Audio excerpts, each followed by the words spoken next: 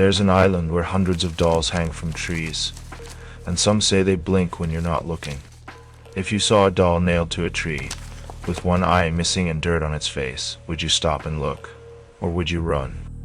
Not far from Mexico City, deep in the canals of Xochimilco, there's a little island that people whisper about.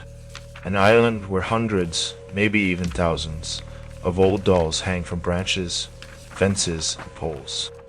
Their plastic faces are cracked, some missing limbs, others soaked by years of rain. And many say, these dolls aren't just creepy, they're watching. In this video you'll find out why this island exists, who put the dolls there, and what visitors have experienced while exploring the eerie canals. But most of all, we'll ask the question that still haunts the place to this day. What really happened there? It all starts with one man, Don Julian Santana Barrera. In the 1950s, Don Julian moved to a tiny remote island in the canals of Xochimilco. He wasn't trying to become famous. He wanted peace, a simple life away from the city noise. But everything changed one day when he said he found something in the water. According to Don Julian, a young girl had drowned near the island. Not long after, he found a doll floating near the same spot. He believed the doll belonged to the girl. To honor her spirit and maybe keep her at peace, he took the doll and hung it on a tree. That one doll started something he never expected. After that first doll, Don Julian began collecting more. He found them in the canals. He picked them out of the trash in nearby towns. Some were broken, missing arms or legs.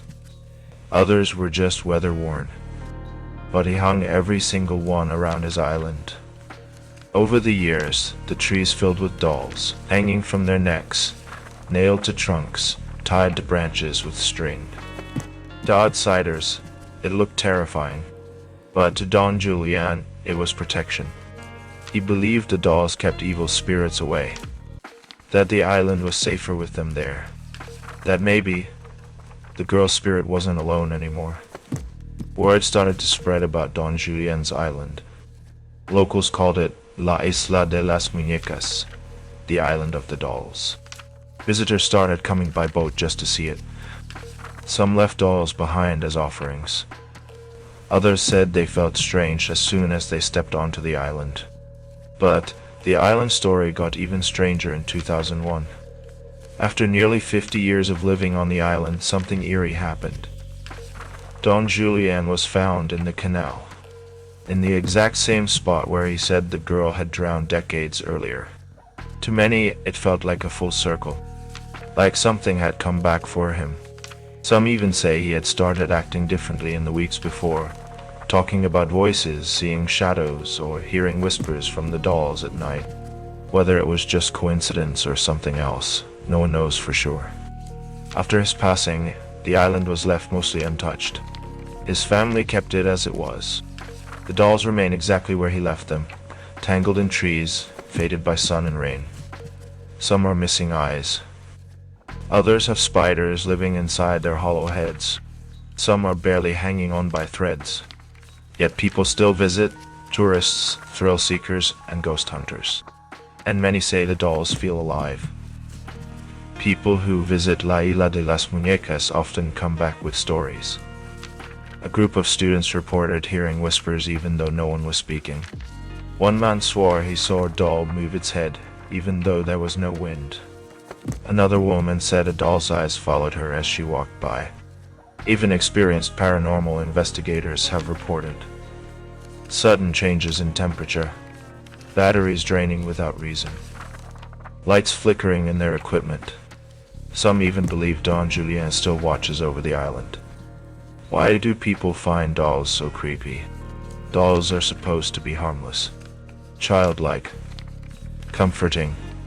But when they're broken, lifeless, and old, our brains see them differently. There's even a term for it, the uncanny valley. It's that weird space where something looks almost human, but not quite. Like it could come to life, but it doesn't. That's what makes the dolls on the island so unsettling. It's not just what they are. It's where they are, how they look, and the story behind them.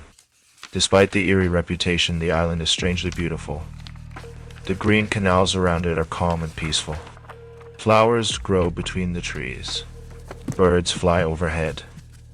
And in the middle of it all, hundreds of silent dolls, like a forgotten army. Some visitors come for the thrill.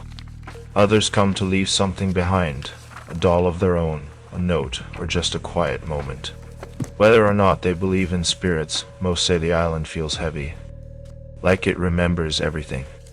Local guides say one thing over and over: respect the island. People who laugh, mock the dolls, or treat it like a joke sometimes leave feeling off. Some report bad dreams. Others say they felt followed for days afterward. A few say their phones glitched or photos went missing. It could be superstition, or it could be something deeper. But when so many people say the same thing, you start to wonder. That depends on what you believe. If you think spirits linger in places tied to strong emotion, the island fits. If you think energy stays where tragedy struck, the island fits again. And if you think people can create their own fear, then maybe it's all in our heads. But one thing's clear: the dolls aren't going anywhere. They remain, swaying in the wind, blinking in the sunlight, staring at every boat that drifts too close. Over the years, people have tried to explain the island. Some say Don Julian made up the story about the girl. Others think he was truly haunted by something no one else could see. Maybe it was guilt. Maybe it was grief. Maybe he just wanted to protect the island from whatever he believed was there. Whatever the truth is, it's buried beneath the roots of the trees and behind the plastic faces of the dolls.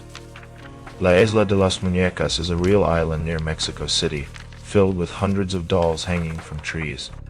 The legend began in the 1950s with Don Julian Santana, who believed a girl had drowned near his home. He started collecting dolls to honor her spirit, and possibly to protect the island from dark energy. Visitors today report strange feelings, whispering sounds, and dolls that seem to move on their own. The island is both creepy and fascinating, drawing in people from all over the world. Whether haunted or not, it remains one of the most mysterious places in Mexico.